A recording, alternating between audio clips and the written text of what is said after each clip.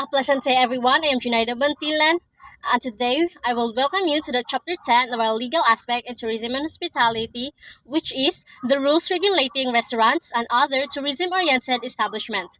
The learning objectives of this topic are first is to enumerate the responsibilities of a restaurant or similar establishment. Second is to identify the laws that governs restaurants, caterers, bars, health and fitness clubs, spas, and entertainment outlets. And lastly is to cite examples of issues and problems that may arise in restaurant, bars, and other tourism-oriented establishments. Let us read the nature and description of the business. A restaurant is an establishment offering to the public refreshment or meals. Ang bars o pub is under this category. A department store is a store that sells or carries several lines of merchandise and that is organized into separate sections for the purpose of promotion, service, accounting, and control. A shop is a small retail establishment offering a line of goods and service. A sports and recreational club is any establishment offering, of course, sports from the name itself and recreational facility to tourists or general publics. Under these categories are the gyms, the club, the dance studios, theme parks, cinemas, theaters, and concert halls. A museum is an institutional establishment where a collection of valuable objects and artifacts on history and culture, arts, and science are put on exhibition for the general public, like our museum nga nasa atbang sa cathedral, which is free. A karaoke bar, from the name itself, karaoke, they offer karaoke and videoke facilities to tourists and to the general public. A gallery is any establishment that has a formal space for exhibition of paintings, sculptures, prints, photographs, potteries, and mixed media work.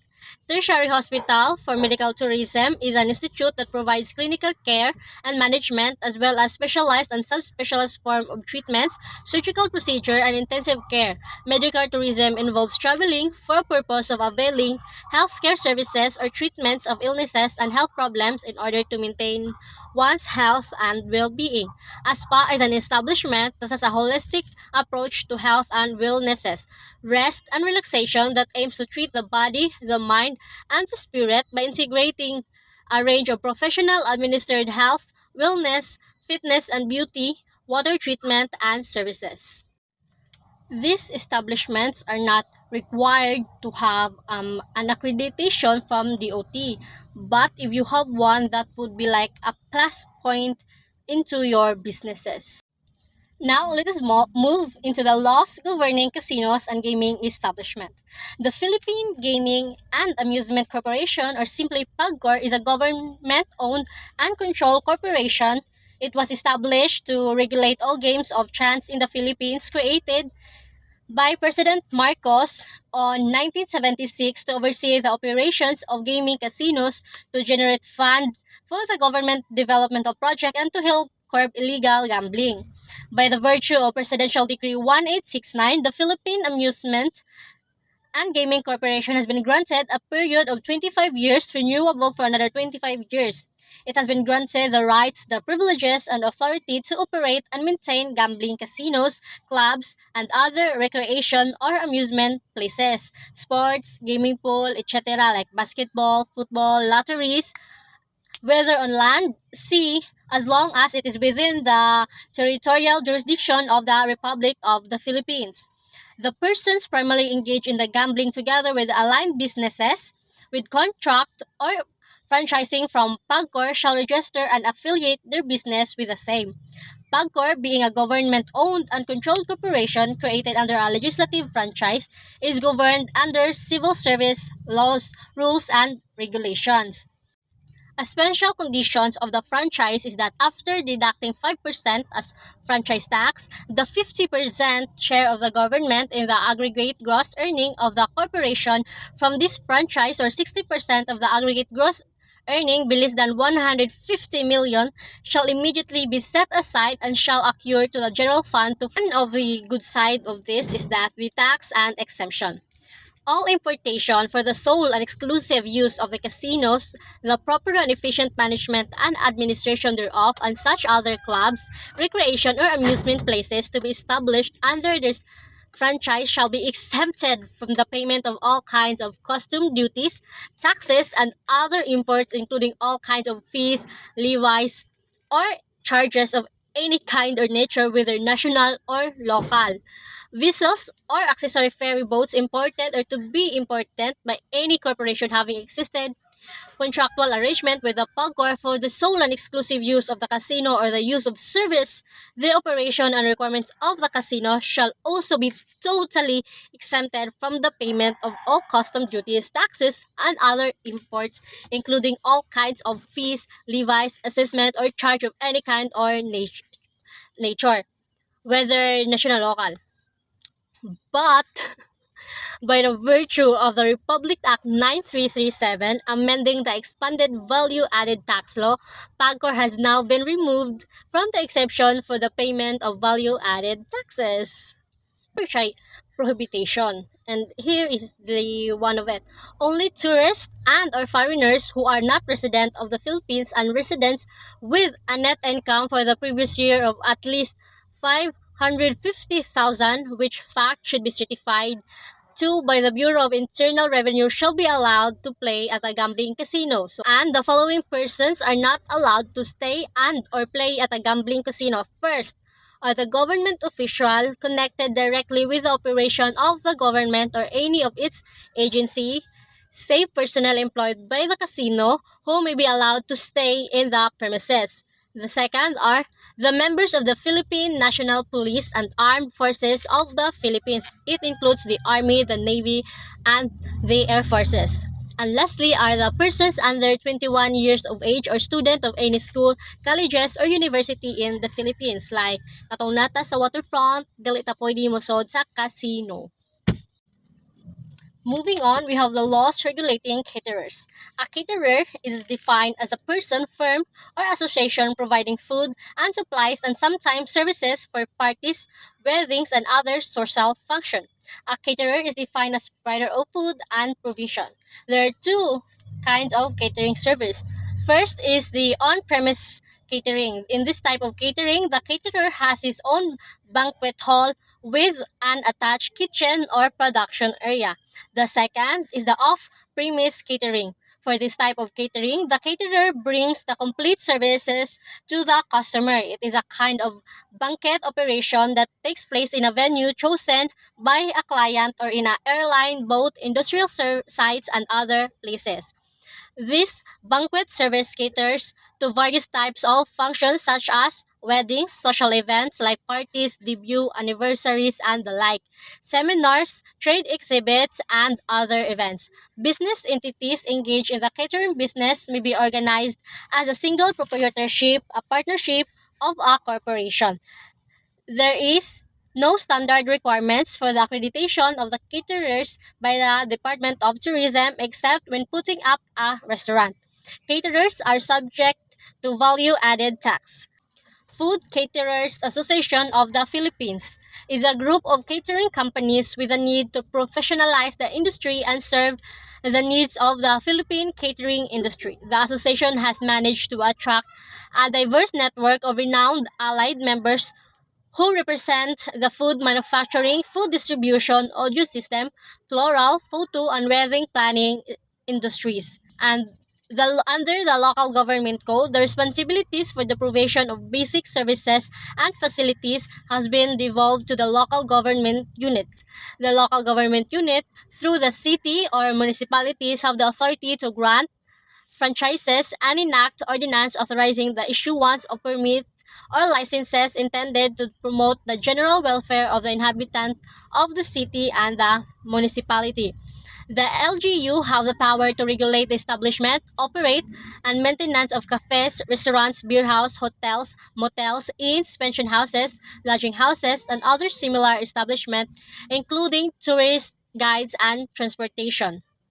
They also have the power to regulate the establishment, operation, and maintenance of entertainment or amusement facilities, and regulate such other event or activities for amusement or entertainment, particularly to those tend to disturb the community or annoy the inhabitants or require the suspension or suppression of the same, or prohibit certain form of amusement or entertainment in order to protect the social and moral welfare of the community. Under the Republic Act Number 3720, known as the Food, Drug, and Cosmetic Act, the law seeks to ensure the safety and good quality supply of food, drugs, and cosmetics, and to regulate the production, sales, and traffic of the same to protect the health of the public. The Act created the Bureau of Food and Drugs, or BFAD, to administer the Act. In this regard, establishments involved in the regulation and retailing of processed food, drugs, medical devices, and in virtue diagnostic, reagent, cosmetics, and household hazardous substance product must secure a license to operate from BFAD. As a precaution, customers are advised to verify the existence of the license to operate of the establishment or outlet, which should be conspicuously displayed, and existence of the applicable or BFAD product registration number on the label of the product intended to be bought. The absence of such information is indicative of possible legal source or product. The Retail Trade Law. The Retail Trade Liberation Act of 2000 was enacted on May 7, 2000, which specifically repealed Republic Act 1180, otherwise known as the Retail Trade Nationalization Law.